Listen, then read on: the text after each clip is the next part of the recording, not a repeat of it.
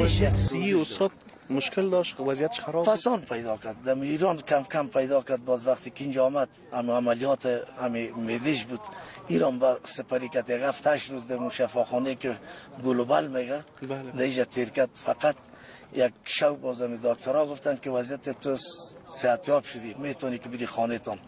دوباره که به خانه آمد اونجا باز یک عملگه که در سرش آمد به حساب از اینی که مثلا درد بود در جانش. با ما معلوم نبود که درد از چی بود، سرطانی بود که چی بود. منتها زیافتر تاکیدش هم بود که سیگرت نکشی. خودش گل یگان دفعه که چیز میگه خب مردم های کسایی که در تحصیل باشه باز یگان سیگرت هم میکشن، یگان چیز میکنن.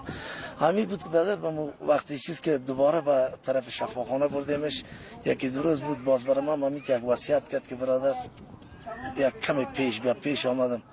ما سالات را ما بدر خوردش بودم، مسئول که در خورتر چند سال کوچک بودین از کتال نجات؟ تقریبا خدا گردن ما را بسته نکند 8 سال 10 سال موضوع کوچک بودیم. ولی باز به من میگفت که ما سرت وار کردم دیگه کردم، توی کدام بهتر بگی به من نکردی، کدام یک ریش سفید شد. من قفاق یک روز از پیش خوردم.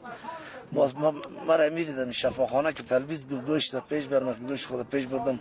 گفت باز گفت یک گپ از ما برات میزنم. گفت با کس نگوی. من گفتم مهربانی که هیچ گپی نیست. من فکر کردم در حساب مسائل شخصی ما گپ میزنم.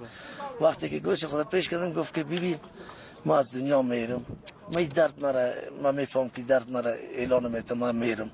و اینم قبلت خواهش میکنم که برادرای تا دیگه تبو که دمی کارهای ناروایی که امروز میبینه که افغانستان گرفتار به چند نوع عملای ناشایسته است که پودر از چرس تریاک هیروئین، اینم برادرای تا نصیحت کو که در این چیزا دست نزنن. اگر کسی نصیحت تو را گوش نکرد، قبول نکرد، تو میتونی که خود از پیشتون بیاد رایت گوش کنی. زمان خراب است، خود خراب نکنی.